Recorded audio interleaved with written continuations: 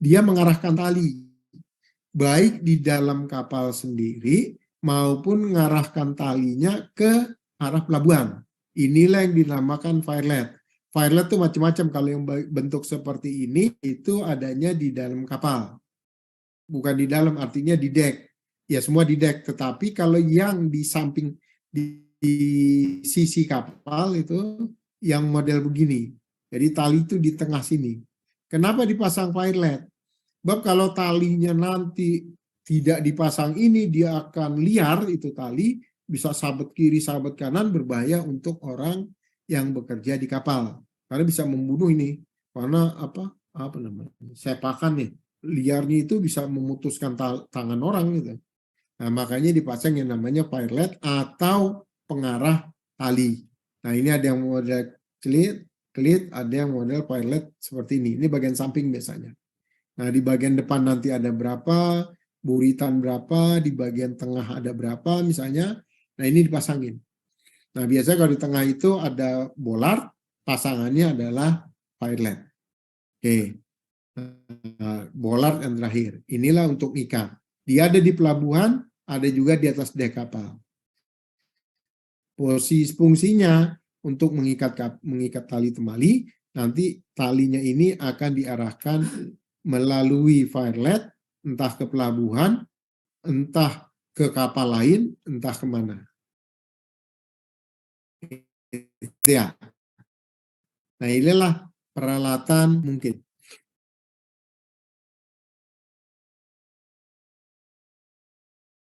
Sebentar, lagi azan di sini, saya break dulu 5 menit aja.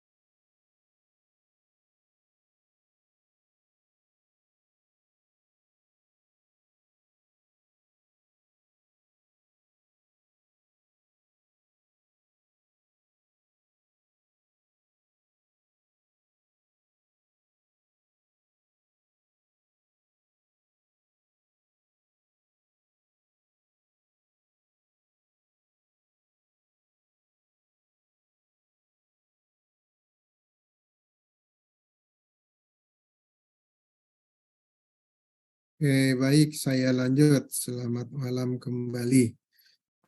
Ada pertanyaan nggak sampai sini? Jadi dari awal kita sudah membahas, ini materinya saya sudah kasih lewat itunya yoga ya. Ini sudah ke peralatan komunikasi sudah, kemudian peralatan mara bahaya sudah, kemudian dia sampai ke mana, navigasi sudah, kemudian peralatan kesehatan dan alat-alat kesehatan sudah, peraturannya dari mana sudah kita bicarakan tadi, kemudian pemadam kebakaran, termasuk desain untuk perencanaan ruang CO2 room, berapa botol unit yang digunakan, luas ruangannya bagaimana, termasuk penggunaan hostbox dan seterusnya sudah kita bicarakan. Kemudian peralatan tambat baru tadi selesai sebelum azan Isya. Nah, sampai di sini ada pertanyaan. Sebelum saya lanjut ke depan. Cukup? Cukup? Oke, cukup. Jadi sekali lagi peralatan tambat itu kalau Bapak sudah dapat equipment tabel untuk peralatan tambat tinggal dibuka, nah dari situlah keluar semua nanti. Oke, selanjutnya. Ini peralatan akomodasi, dia mulai ada bulwark. Nah, jadi nanti tipe bulwark itu sangat berbeda. Misalnya gini, kapalnya kapal tipe A atau kapal tipe B yang Bapak Ibu rancang. Kalau dia tipe A, maka dia tidak perlu menggunakan bulwark. Dia bisa menggunakan railing. Oke. Tapi kalau kapalnya tipe B, umumnya dia akan menggunakan bulwark atau pagar. Tapi kalau kapal tipe A, kemungkinan dia railing sangat dimungkinkan. Oke. Nah, tinggi bulwark atau railing itu 1 meter. Standar minimum dari kelas. Oke. Jadi fungsinya supaya orang yang bekerja di atas dek tidak terlempar keluar, jatuh gitu, ketika kapal sedang berlayar, ada pekerjaan di dek, sehingga orang itu bisa selamat. Oke, nah inilah bulwark atau dia railing. Nah, kapal dia kemungkinan kapalnya tipe B nih, betul nggak? Kapal dia tanker 4000 DWT. Nah, kalau tanker 4000 DWT, kalau tipe tanker, dia tipe kapal A. Nah, kemungkinan dia pakai bulwark tipe railing itu sangat besar. Oke. Kemudian perencanaan tangga. Jadi tangga ini nanti tangga samping nih yang di kapal. Jadi kalau kita lihat gambar kapal itu tangga samping itu seperti gambar di sini. Nih. Ini biasanya di tengah atau di pinggir itu ada tangga yang ke bawah. Oke. Nah, tangganya itu nanti untuk accommodation crew gitu, untuk naik turun kapal ke dermaga, atau bisa juga digunakan oleh apa namanya, para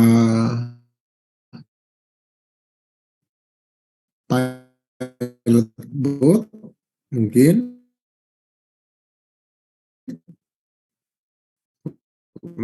naik atas kapal.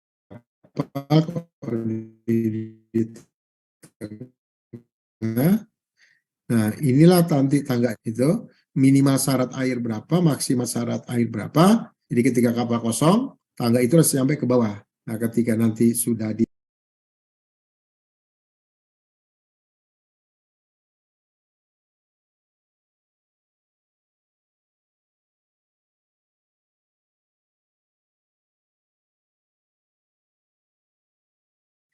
baru nanti untuk kondisi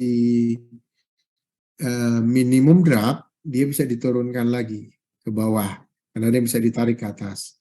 Nah, jumlahnya kiri kanan, biasanya di main deck, bisa di bagian tengah, atau di bagian belakang, di bagian apa namanya, bagian pub deck. Di depan pub deck biasanya ditaruh apa namanya, tangga untuk accommodation ladder di bagian luar kapal nih. Oke, Setelah itu di bagian-bagian dalam kapal, dia ada tangga, tergantung nanti apakah tangga ini cuma up aja atau down aja, artinya hanya tangga naik, tangga turun, atau dia merupakan gabungan tangga naik turun. Nah, nanti kalau berdasarkan itu, tangga mana yang dipilih, apakah satu arah atau dia bisa emplacement, maka lebarnya tangga akan menjadi konsideran berdasarkan dia pakai untuk satu arah atau bulak-balik. Nah, itu nanti set. Ya, mungkin aja di kapal itu biasanya di bagian dek atas itu ada tangga yang khusus naik, ada tangga yang punya. Tapi dirancangnya itu ada tangga yang satu arah, ada tangga juga yang bisa bolak-balik. Nah, yang bolak-balik itu biasanya di dalam ruangan, di ruang akomodasi dan yang lain. Tapi bisa juga ruang akomodasi satu arah, gitu ya.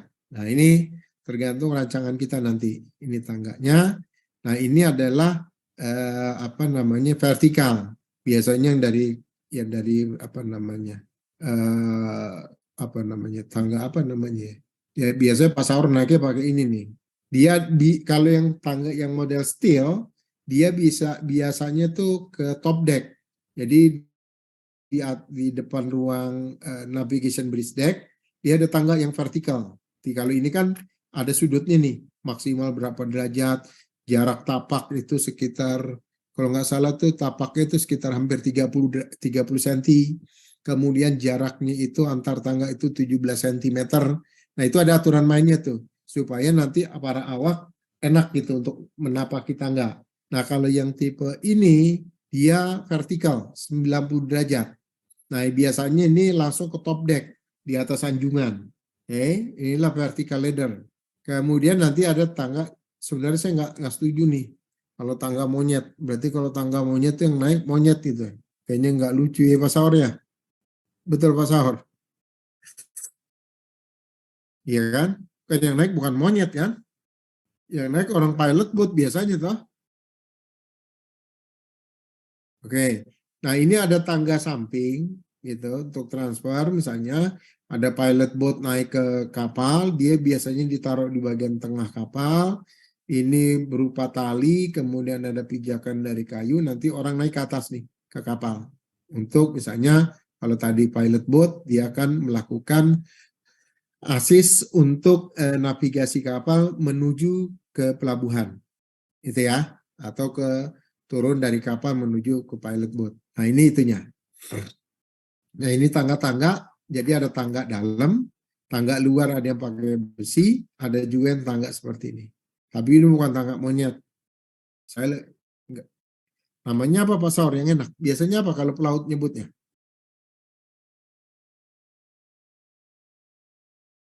Ya, mungkin lagi nggak ada kali. Oke, saya lanjut. Nah, kemudian pintu di kapal itu, tipe pintu itu ada dua model.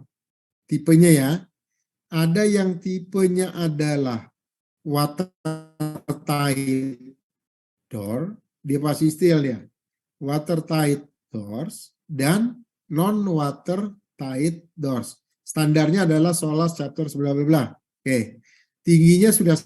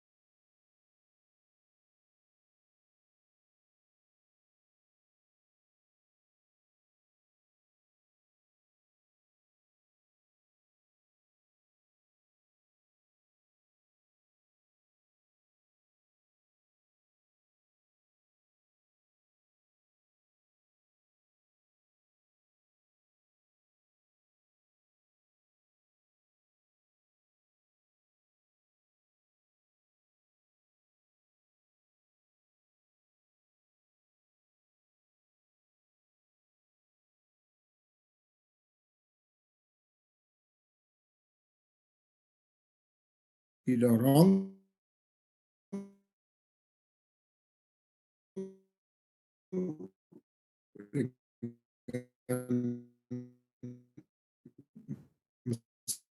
pilih itu adanya misalnya nih di dek cuaca yang berhubungan langsung dengan dek cuaca, maka door, baik tipe A atau tipe B. Oke. Nah, kalau dia di bagian luar tetapi tidak di weather deck, tidak di main deck, dia tidak perlu dengan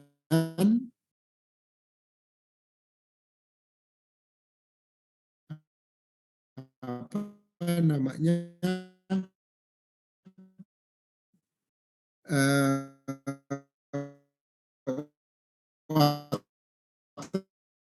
tide doors. Misalnya gini, nah kapal itu dinyatakan tenggelam kalau menurut aturan main, dia akan menyentuh margin line, syarat airnya.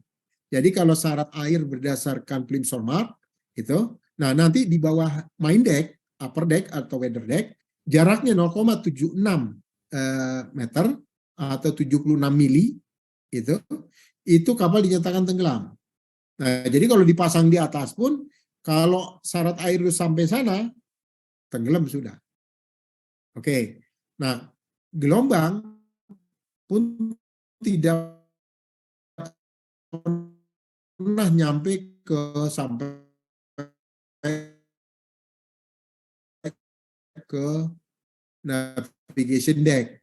Biasanya makanya oke. Nah, yang kedua misalnya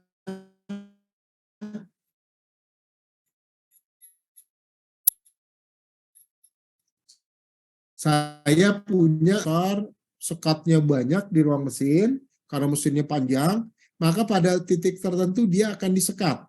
Itu ya. Akan disekat di ruang mesin, maka dipasang pintu ini. Jadi subdivisionnya itu sekatnya boleh dipotong, tapi dengan catatan menggunakan pintu tipe ini. Nah, jadi kalau pernah lihat kapal Titanic tuh, karena ada orang yang terkunci di dalam karena ini ditutup. Nah, itu di ruang mesin. Nah, jadi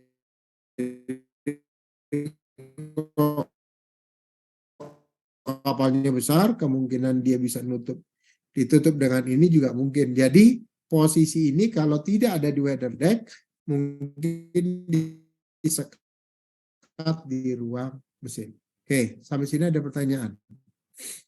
Cukup. Pak, izin tanya Pak. Boleh silakan. Pak. Berarti untuk suara ya Pak? Bukan suara. Jadi misalnya Bapak di ruang mesin ada 4 sekat. Ada 4 sekat ya Pak ya?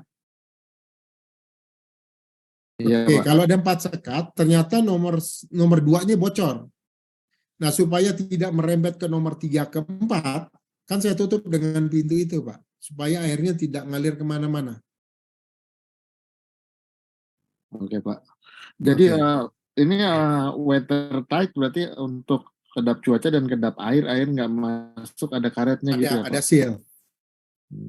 Ada sealnya. Nanti ketika lagi kapal dibangun, dia akan ada hostess namanya, Pak.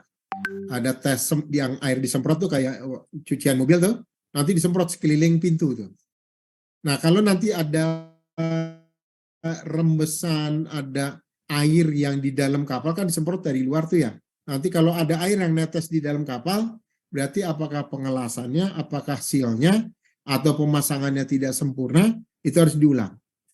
Nah, itu hostess namanya dia. Untuk mengetahui kekedapan dari watertight door tersebut. Oke, Pak? Jelas, Pak. Siap, makasih. Oke, selain watertight doors, dia tuh ada pintu biasa. Apakah dari steel atau tidak, gitu. Misalnya dari yang bahan kayu atau apa. Nah, ini di tempat lain yang tidak memerlukan kekedapan air. Kalau angin, ini juga nggak kedap ya kalau angin nih, kalau udara. Tapi kalau ini Kalau yang ini yang pasti kedap air. Nah, yang ini tidak kedap udara, tidak kedap air. Nah, dipasang pada pintu kamar, mungkin dapur, mungkin gudang yang tidak terkena cuaca. Nah, boleh dipasang pintu gini. Standarnya sudah ada. Apakah dia model 2 pintu atau dia model 1 pintu? Nah, kalau model 2 pintu ini biasanya pintu akses publik atau dia itu butuh space yang besar pintunya. Misalnya ada workshop. Kalau workshop itu kan barang-barangnya masuknya besar-besar tuh. Mungkin betulin mesin, betulin apa gitu, atau dia ada mesin bubut di dalam sehingga perlu lebar. Nah, nanti dicek pada kapal rancangan. Mana yang memerlukan misalnya pintu double, karena nanti digunakan untuk kegiatan yang butuh alat-alat besar masuk. Mana yang kamar, misalnya kayak kamar awak, hanya satu aja cukup ukuran 80 cm. Ya sudah, ukuran 80 cm. Apakah tipenya sliding atau buka tutup? Silakan diatur. Oke. Nah, yang lain pintu yang perlu perencanaan adalah pintu di klinik tadi. Jadi, persyaratan pintu klinik itu dia harus bisa dimasukkan oleh tandu. Gitu ya. Jadi ukurannya berapa, atau dia pakai yang double begini, atau dia lebih lebar pintunya, yang penting tandu itu keluar masuk dengan mudah ke dalam ruang kesehatan. Yang lain biasanya di kamar awak, kamar mungkin yang kamar mandi itu standarnya kecil-kecil. Nah, mungkin yang kamar yang untuk gali, dapur, mungkin ruang workshop gitu, mungkin ruang spare part, ruang apa. Nah, ini butuh yang besar. Nah, silakan diatur sedemikian rupa, yang penting pintu ini mendukung supporting untuk kegiatan operasional di kapal. Oke, cukup? Saya lanjut? Oke. Nah, untuk peralatan pencegah ketubrukan, dia ngaturnya dengan correct, collision regulation. Ada aturannya. Kalau di Indonesia tuh namanya kalau nggak salah P2TL, pencegahan tubrukan. Pencegahan tubrukan laut gitu ya Pak ya? Betul Pak ya? Iya Pak. Siap. Nah, jadi dengan peraturan entah mau pakai korek atau P2TL gitu. Nah, lampu-lampunya yang Bapak harus pasang, misalnya ada lampu tiang mas headlight itu. Nah, berapa ukurannya, warnanya apa, berapa kali kedap-kedipnya, jumlahnya berapa, dapat terlihat berapa jaraknya, ini sudah ada aturan mainnya nih. Oke, dia itu nanti ngacunya salah satunya ke IALA. Gitu ya. Jadi ada peraturan korek, ada P2TL, nanti juga ada IALA, International Association Live apa dia? Bukan live boy ya. Live apa namanya? Yang bukan mercusuar, apa namanya? Pelampung di tengah laut tuh. Nah, itu pakai itu, dia pakai IALA namanya. Nanti kelihatan di situ. Oke. Nah, dia lambung kiri warnanya apa? Merah di kiri, kanan di hijau. Jaraknya berapa, ukurannya berapa, kedap-kedipnya berapa, semua ada. Ini kiri berarti. Jadi kalau kiri itu kapal dari depan ngelihat Anda warna merah, berarti itu kirinya kapal lawannya. Atau dia lampunya warna hijau, berarti sebelah kanannya. Nah, pelaut sudah punya aturan main dia. Kapan dia overtaking, kapan dia melintas dan seterusnya, Pak Saur lah jagonya. Saya setuju dengan Pak Saur, karena seorang pelaut. Oke, nah kemudian lampu buritan, nanti juga ada lampu jangkar, ada lampu keliling termasuk lampu tembak gitu, lampu jangkar. Nah ini semua ada aturannya, lampu kelap-kelip, lampu morse, lampu sorot gitu kan. Nah ini sudah ada semua di sini, tinggal diatur saja. Oke, hari ini sementara sampai situ, besok terakhir kita mulai dari peralatan keselamatan sampai selesai. Nah harapan saya kalau memungkinkan, gambar GE diselesaikan, kemudian perhitungan listrik diselesaikan, termasuk peralatan yang ada di kapal Bapak. Saya sampai di sini dulu, biar PR-nya nggak kebanyakan. Nanti minggu depan kita teruskan, mulai dari perlengkapan keselamatan. Oke, Materinya sudah saya berikan, silakan ditambahkan di improvisasi kalau ada aturan baru dan seterusnya. Sementara malam ini sampai di sini dulu. Ada pertanyaan, silakan kalau ada pertanyaan. Kalau tidak, saya cukupkan dulu. Izin Pak, materinya diupload di mana nih Pak? Apa? Materi yang ini Pak, yang PDF yang sekarang dibahas bab 5 nomor 7 nih. Oh, itu ada punya dulu di di Yoga. Yang dipunya Yoga nggak lengkap Pak, cuma sampai bab 3, bab 2 ya nggak salah tuh Pak. Nggak sampai penengkapan Pak. Nggak sampai. Makanya Bapak waktu itu kasih punya Pak Ahmad Oh, Jainuddin, kalau kayak Ahmad Junaidin kalau Junaidin nggak itu salah. yang desain 1, Pak. Iya, yang punya Yoga nggak sampai ke bab 5 ini Pak. Nggak sampai. Nggak sampai Pak, cuma model laporan kayaknya Pak. Iya, memang. Nanti saya kirimin lagi. Yang ini juga boleh nanti saya kirimin. Tapi ini berupa Word nih. Nanti nggak apa-apa saya kirimin. Nanti silakan Bapak Ibu nanti kombinasiin. Kan ini misalnya rakit penolong. Nanti jumlahnya di kapal Bapak mungkin berbeda dengan kapal yang ini. Karena ini untuk kapal yang disesuaikan nanti. Nanti saya kirim ke grup, Pak. Siap Pak. Baik, makasih. Ada lagi pertanyaan? Kalau gitu dia di mata kuliah apa nih?